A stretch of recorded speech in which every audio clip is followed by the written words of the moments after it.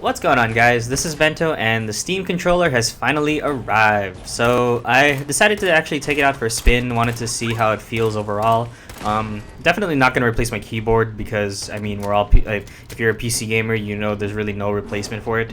But the Steam controller does definitely feel interesting in that regard. I kind of find it, I like how it kind of feels, but at the same time, it doesn't really feel like your typical, well, not really your typical controller anyway.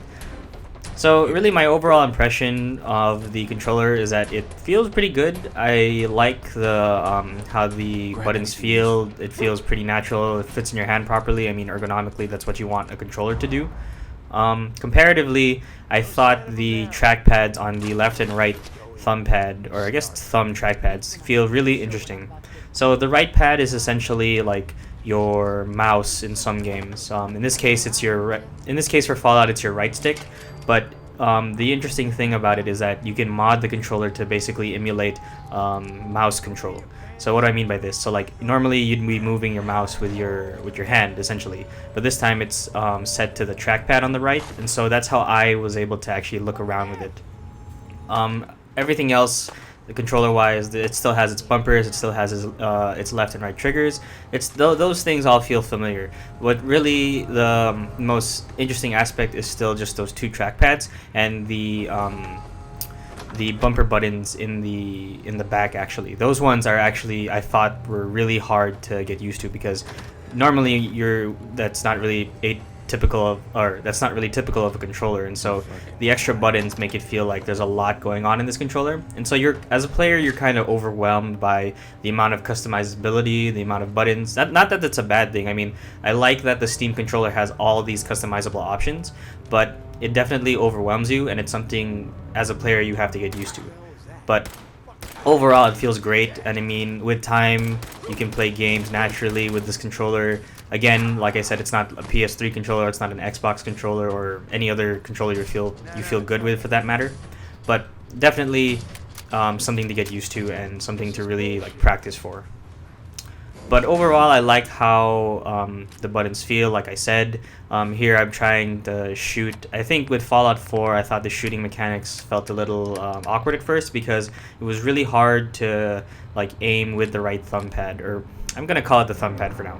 But what made it hard is the fact that it feels like it's meant for it's almost like a trackball kind of sense, but there's the swiping motion that lets you move the screen a little faster than usual instead of having to like normally, let's say with a thumbstick on the right, you have to like hold it all the way down and then it rotates your camera all the way wherever you need to. In this case, the thumb pad, you kind of do a swiping motion and it brings you to wherever you need to like faster than usual. It feels a little awkward. It's something to get used to, like I said. Aiming is also interesting. It's a little awkward at first, but you kind of do get used to it eventually. So I'm actually using a variety of different customizations for the controller right now.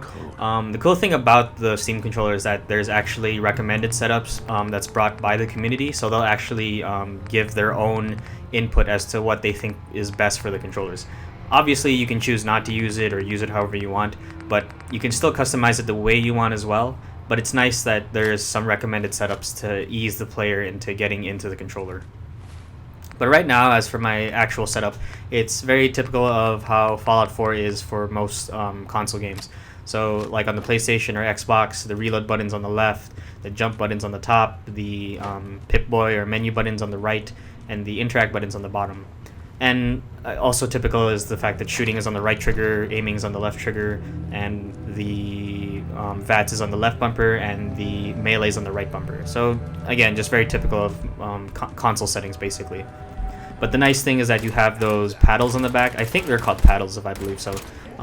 They're nice for extra button customizations. So I think right now I actually have it on crouch.